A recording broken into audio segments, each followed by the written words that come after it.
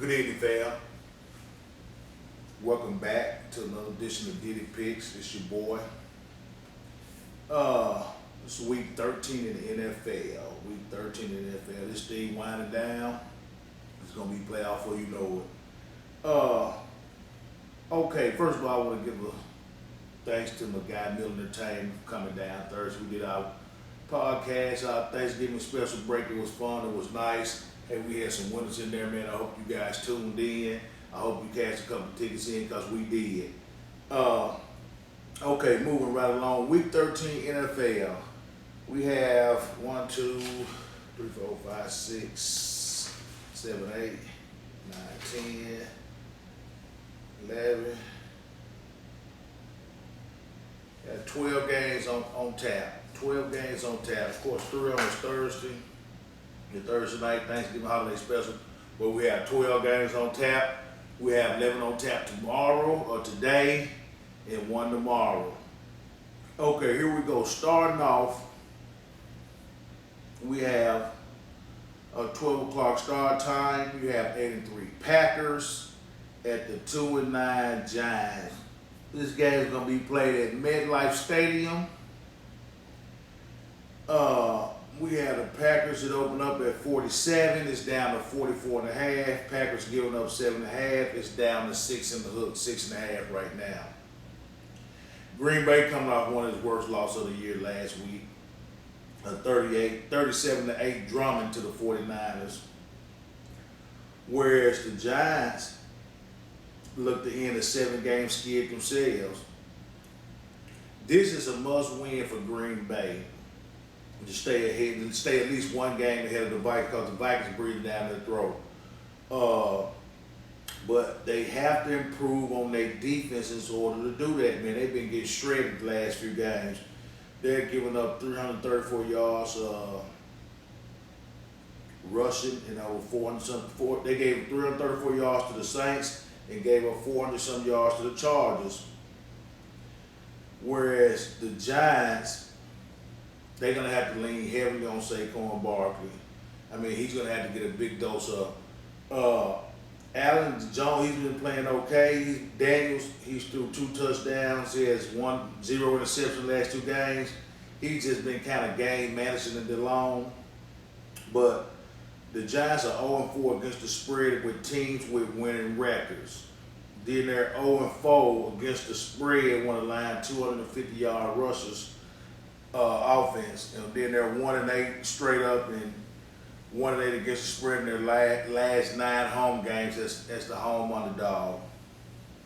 Whereas the Packers, man, the Packers are 4-0 against the spread following a loss. And then they're 5-0 against the spread following a loss where they didn't cover the spread. Both of these offenses, man, have been kind of down lately. But I look for Green Bay and double check to muster up just enough to get the job done this week. The pick here is Green Bay and the under. We like Green Bay and the under. I believe double check gets just enough to cover the 6. Okay, moving along. We have the 2-9 Redskins at the 5-6 Panthers. This game is a 12 o'clock start time at Bank of America Stadium in Charlotte. It opened up at 41. It's down to 38.5. The Panthers open up as a 9 land, giving 9.5. Now they're giving 10. The Redskins are trying to put together 2 wins in a row following their late game win with a 36-yard field goal last week against the lonely Detroit Lions. The Panthers have a chance to return to 500 this week. They're trying to right the ship. They suffered 3 straight losses. They had a 31-34, a tough loss to the Saints with a missed field goal late. Kyle Allen, he threw for 256 yards, 3 touchdowns. McCaffrey added another 64 yards in the rushing TD. This is a must-win for the Saints if they want to kind of stay alive for the NFC wild card. The Redskins are basically playing for pride. Their season's over with. They're 1-5 against the spread. They're 1-10 against the spread as underdogs. They come in as a heavy underdog in this one. I think the play. Well, I know the play. Matter of fact, I have them as a lock. This is a lock. This is one of my locks. The Panthers and the over. Take the Panthers. No, scratch that. The Panthers and the under. No. Scratch. Panthers and the over. 30. They said 41. Panthers are going to score 30-something points themselves. Like I said, they averaged 30-something points in the last two games. So, hey, this is a lock. Panthers in the over. Panthers in the over. Okay, moving along. We have the 10-1 49ers at the 9-2 Baltimore Ravens at MT Bank Stadium. 12 o'clock start time. One of the most anticipated games of the year. Highly anticipated games of the year. They could very well be a Super Bowl preview. Can very well be a Super Bowl preview. We got Action Jackson, man. He's one of the leading candidates for MVP. And we have Garoppolo coming in, the hot 49ers. They had a big win last week against a Green Bay team that really supposed to give them a little challenge, but they didn't. They laid down. The 49ers have gotten off to nearly a perfect start with the exception of the hiccup they had against Seattle at home. But they're in the driver's seat right now for that #1 seed in the NFC. And that's gonna be critical. That's gonna be critical because you want that playoff to come to your hometown. Kyle Shanahan is one of the favorites for Coach of the Year. And what they do, they love to run the ball. They run it well, guys. And Garoppolo feed off the run. If the running game's working, Garoppolo, his pass and play action works. The thing is, they're 6-13 against the spread in 19 games in week 13. They're 3-7 against the spread in 10 games on field turf. This is going to be a low-scoring defensive game. Baltimore's going on a 7-game win streak. They've been rolling over everybody you put in their path. They just been dominating. They average like 30-something points a game, 37 points a game in the last 4 games. Seems like everything's going well. Everything seems to be working. They can't do any wrong. Action Jackson, he's thrown for 2,400 yards, 24 touchdowns. He's rushed for another 876 yards with 6 rushing touchdowns. Like I said, he's one of the favorites to take home the MVP, him and Russell Wilson. They're 5-0 against the spread in their last 5 games. They're 4-0 against the spread on games played on field, turf, and then they're 5-0 against the spread following a straight-up win. So, like I say, Baltimore cannot do it wrong. Their favorite, it opened up at 45. It's still at 45. Opened up at 4.6, so it kind of went to 6. So the money leaning towards Baltimore. Yeah. Play here, guys. Baltimore and the under.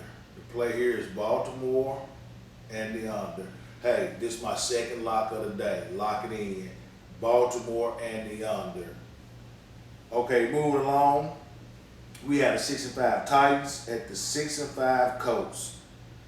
This game we played at Lucas Oil Stadium. 12 o'clock start time. The Titans are coming off one of his best performances last week where it beat the lonely Jacksonville Jaguars 42-20. Tannehill came in and gave a little spark to the offense. Henry's running the ball well, but they're 1-10 in their last 11 road games in Indianapolis. They're going for their 3rd win in a row, whereas the Colts suffered a tough loss last week, a 20-17 loss last Thursday to the Titans. They're coming off a bye week, not to the Texans. They're coming off a bye week. Brissett is back where he's thrown for 1,926 yards, 15 touchdowns. The Colts offense is going to have to be ready. They're going to stay. It's going to be a shootout. I think it's going to be a shootout, man. Titans been averaging 30-some points a game, 20-some, and the coach gonna have to put. But the coach defense is a little bit better towards the run. I'm gonna lean towards the coach in this one. The coach minus the 1 is almost a pick and open up at 42. It's at 42 and a half. It's been very little. It's opening minus a 3.5. It's minus a 1 now. People been going towards the Titans because of Henry's last 2 games. He's rushed for 159, 2 touchdowns. But I'm leaning towards the Colts in this one. The play here is the Colts and the under. Like I say, their defense is a little bit tougher, and I have this as my third lock of the day. Lock it in. The Colts and the under is a lock. Okay, moving along, we have the 5-6 Eagles at the 2-9 Dolphins. Game played at Hard Rock Stadium in Miami. The Eagles, man, if they want to keep up in the NFC East division with Dallas, they're gonna have to win this game. Like I said, I believe that's probably the weakest division in the NFC, and right now it's a 2-horse race between the Eagles and the Cowboys. They can't afford to go to Miami and stumble. If they go to Miami and stumble, they just dig themselves into a deeper hole. 5-6, like I say, 10-6 probably gonna win that division. 9-7 depends where they play Dallas in a couple of weeks. That game probably gonna be for the NFC East title. Whereas Miami has lost 2 in a row. They was beat down 41-24 last week against the Cleveland. Fitzmagic leads the team with 900 passing yards, 1,900 yards, 10 touchdowns. But he's had 10 interceptions this season. That's been the story of his career as a journeyman. He throws a lot of INTs. They're 2-5 against the spread in their last 7 home games as a dog. Wentz is thrown for 2,520 yards, 243 completions out through 388 attempts, 17 touchdowns, 6 interceptions. The thing with it, 1 week they're looking good, the next week they're looking slow. Wentz has no receivers. Their running game is basically non-existent, man. It takes a long time to generate offense. The play here, guys, I think the Eagles win, but I like the Dolphins to cover. So the players, the Dolphins and the over. Dolphins plus 10 and the over. Dolphins, Philly might get the win, but the Dolphins cover 10. Dolphins are my dog of the day. The dog of the day. Remember, the Dolphins are the dog of the day. Moving along, we have the 4-7 Buccaneers at the 4-7 Jaguars. It's the Florida Sunshine Battle. Both teams have had disappointing seasons. This thing opened up at 49, is at 47. The Jags are giving up. No, actually, Buccaneers are giving up 3.5. It's 1-3. It's going to be played at TIAA Bank Field in Jacksonville. The Buccaneers are trying to get 2 out of 3 wins. They must shut down Leonard Fournette if they want to be victorious. He's the heart and soul of the defense offense. They're going to try to get him going. They're going to try to get him going early. Famous James is going to just limit his turnovers, man. Like I say, he's a double-edged sword. His season's been up and down. He's one to say he has the second most passing yards at 3,000 some yards, but he also has the highest interception NFL high with 20 interceptions this year.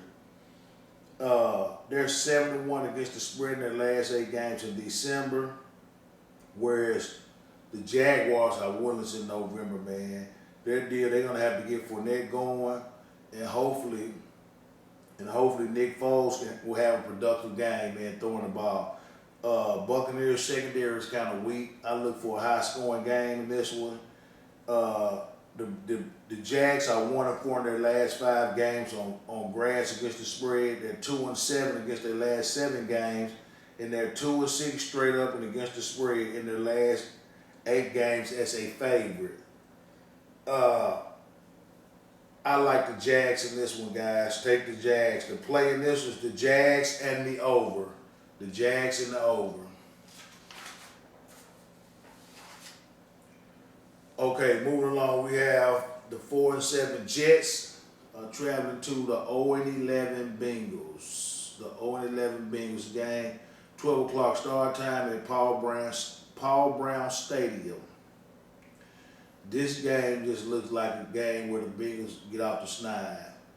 But the Jets going to have something to say about it. They're going for 3 straight wins where they're averaging 30-some points a game. They destroyed the Raiders last week, which I told you. I said it last week. I said, hey, take the Jets.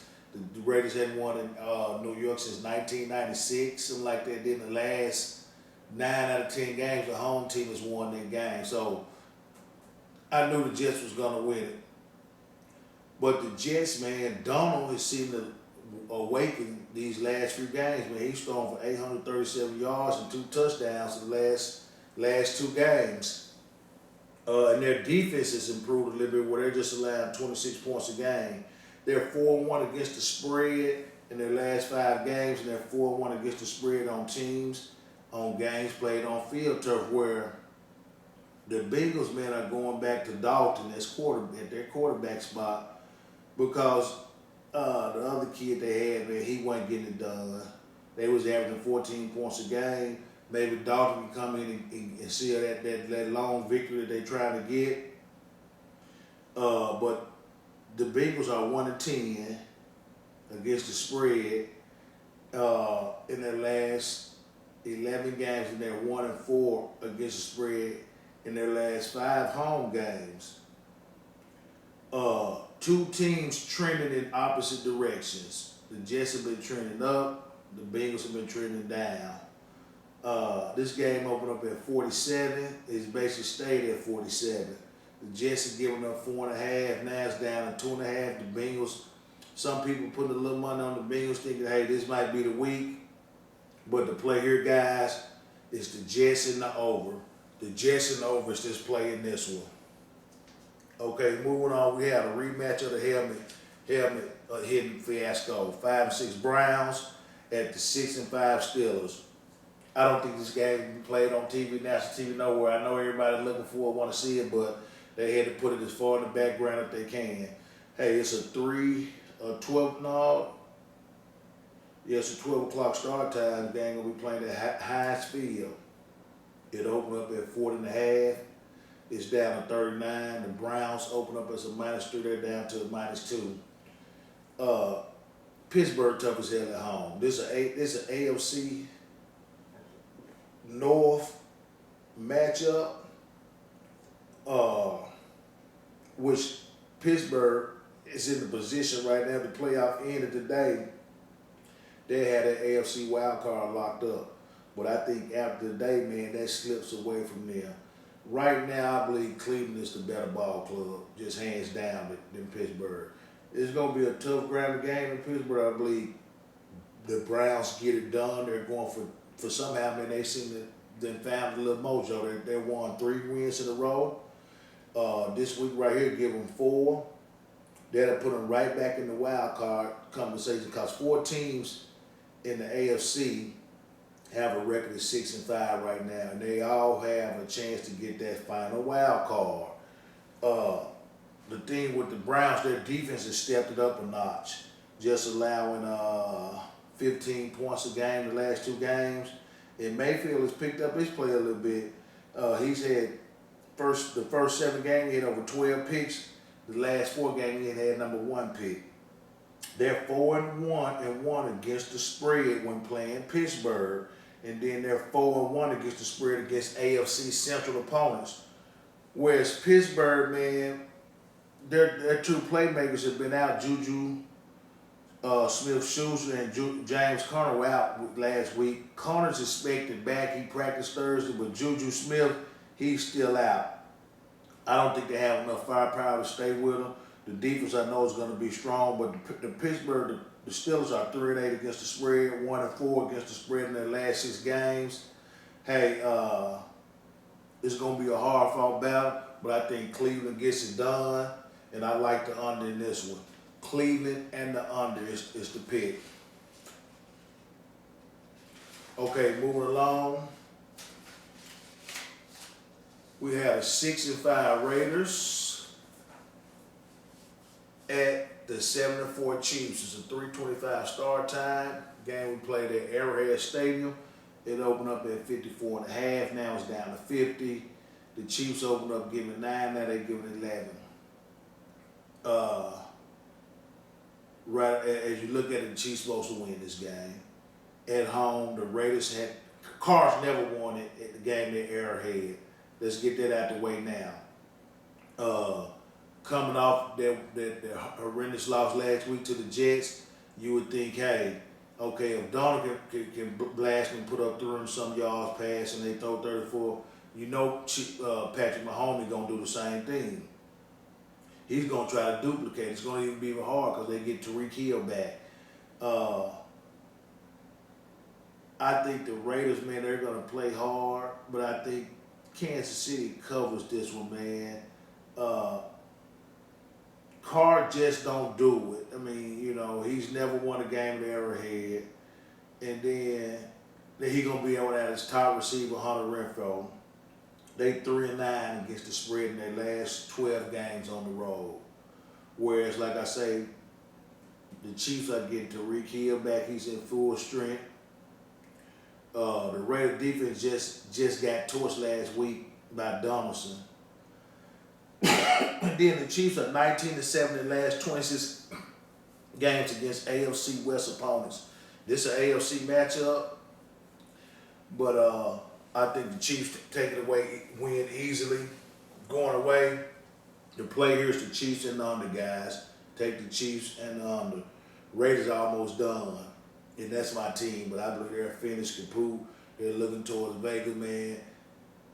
Gruden really don't like, I mean, he like Carr, but he know Carr can't get it done. I look for the Raiders to go after a quarterback this year, either in the draft or make a big-time trade with somebody. Carr's done. He can't get it done. Okay, we got the next game. Moving along, we have the 6-5 Rams at the 3-7 Cardinals.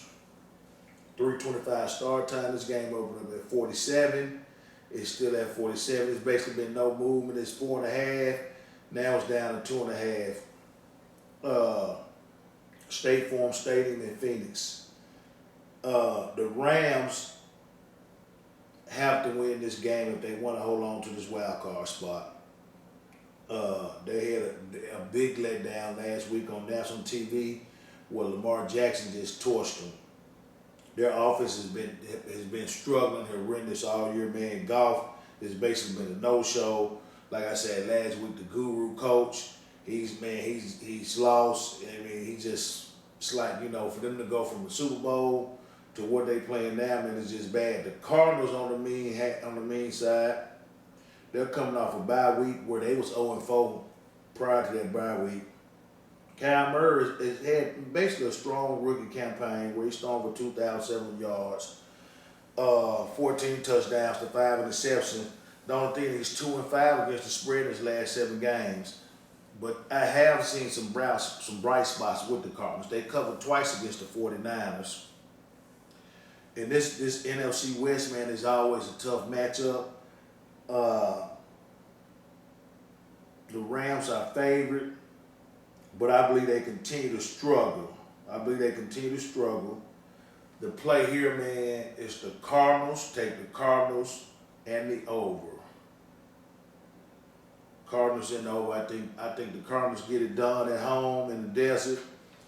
Take the Cardinals in the over. Okay, moving right along. We had a 4-7 Chargers, lost in the Chargers at the 3-8 Denver Broncos, another AFC West matchup. It opened up at 37.5. It's down to 36.5. The Chargers opened up as a 1-point favorite, and they're still like a 2-point favorite. The Chargers have fallen completely out of the playoff picture. You know, Denver's not in it. The Chargers can't get back in it. I believe this is Phillip Rivers' last swan song. I believe he's done after this year. He's been struggling, man. He doesn't have his fastball anymore. His last few games, man, he's just been throwing it. He's been picked off, I want to say, 6 or 7 times the last 4 games. They're 6-0, and 1 on the road against the spread as road teams. Then they're 4-1 when playing teams at home. Whereas the Broncos have struggled. I mean, you know, once Flacco got hurt, man, Allen came in. He had that one hot game. Then after that, he's been basically a non-factor. I believe they benched him last week for Drew Luck out of Mint, Missouri. They're 1-4 against AFC opponents against the spread. They're 1-5 in their last 5 games at home. They're 0-4 in games in December. So this game right here, man, I believe this is gonna be one of River's last games, probably at Denver. He's gonna give it all he can. I think the play here is the Chiefs. The Chiefs and the under, guys, in this one. I believe the defense, Broncos offense is non-existent. So take the Chiefs and the under in this one. Okay, moving on to the night game. We had a 10-1 Patriots at the 7-4 Texans. This game opened up 46.5, and it basically hadn't moved any. The Patriots opened up 4.5. They're down to 3. Where a little money came in for the Texans. A lot of people calling for the Texans to upset the Patriots in this one. A lot of people's calling for Philly to upset them. Everybody's calling for the Patriots' demise, but somehow, some way, they're calling for the Cowboys to go and upset them. But some way, somehow, QB 12 and Belichick find a way to come out victorious. Like I say, TB 12, he's been quietly struggling these past 3 weeks. Everybody's saying, is this it? His father time catching up with him? Is he done? Is he done? He's declining. Well, but he's steady continue to win. Now, their offense hasn't just been tearing it up as lately, but they've been getting the job done. I believe they down to 1 receiver. They need some more receivers, but this late in the game, you're not going to get any. The first round guy, draft pick, I think he's still banged up. Sony Michel, he ran a decent last week. But New England finds a way to win some kind of way. Whereas the Texans, man, they picked up a huge win last week over the Colts. And you know, Houston always has a reputation that they can't win the big game, especially on the Bill O'Brien, man. He always gets in the playoff, and somehow he finds a way to lose the big game. He comes off that Belichick tree, so he really wants to beat New England and Belichick, but I think New England gets it done. I think they cover the 3. I believe it's going to be a low scoring game, because you look at the Patriots offense just not tearing it up, but they find a way to hold opponents to maybe 10, 13, and look up, they didn't kick 3 or 4 field goals, and then Michelle didn't DS1 in, or he didn't foul to her, and they win 20-13 or 20-16. I look forward to go under. The play here, guys, is the Patriots and the under. Okay, finally, the Monday night game. We have the 8-3 Minnesota Vikings traveling to the 9-2 Seattle Seahawks. Game we played at 8:25 at Central League Field, ESPN, and opened up at 49. It's now at 50. The Seahawks opened up, giving up 2.5 now. It's been up to 3. Minnesota coming off a bye week where they have dropped their last 3 games on the road, but they still have control of their destiny in the NFC North Central. Because Green Bay has been struggling. They're 1 game behind Green Bay, and they play each other in 2 weeks, in week 15 or 16, and that game's going to decide who's going to win the NFC Central in Minnesota. And right now, if I had to put my money on it today, I'm saying Minnesota going to beat Green Bay. Because Green Bay, man, like I said, they took a step back. They just don't even look the same anymore. But Minnesota going into Seattle, man. Seattle only lost 2 games, and guess what? They were at home. They lost to Baltimore, and they lost to the Saints. Hey, they're undefeated on the road. So when you get them on the road, man, you know they're going to win. But Minnesota going to pose a challenge for them. It's going to be a hard-fought game. Minnesota defense, man, is tough. And Cousins, you got to give him, he game managed. He's a game manager. He can't make all the throws. But they're going up against the other MVP candidate, Wilson. They say it's a 2-man race, either Wilson or Action Jackson. You know, Wilson just as valuable to Seattle as Jackson is to Baltimore. But Wilson, man, has been picked off in the last 2 games. That's not like him. He's thrown 2 interceptions. The last 2 games been picked off, but somehow they found a way to win. I think Seattle, man, is a tough fought game. The over and under score at 53.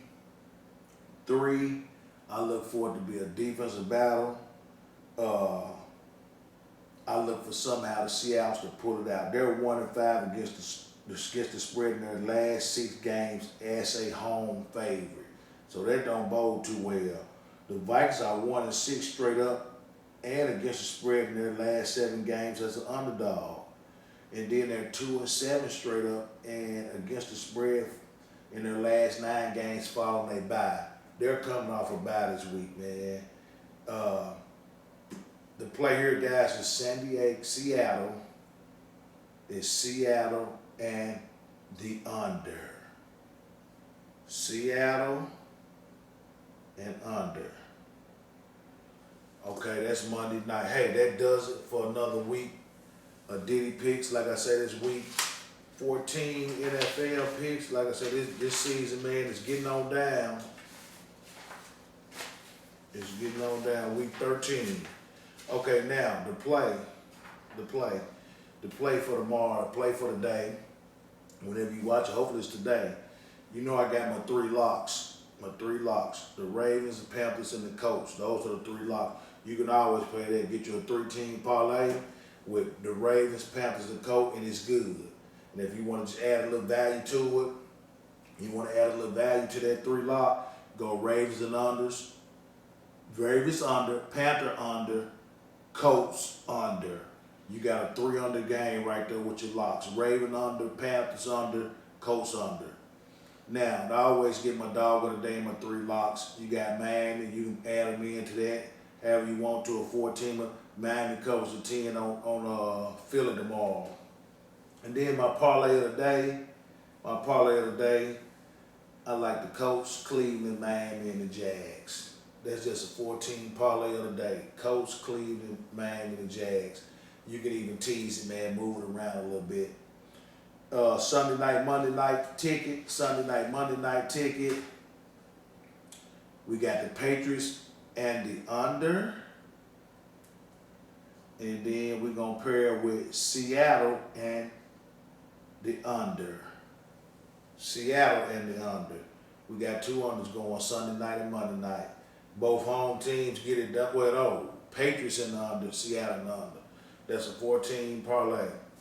Okay, hey, that does it for another week. Like I say, hit the like button, the subscribe button. Tune in each week to my new subscribers. Hey, thank you for subscribing.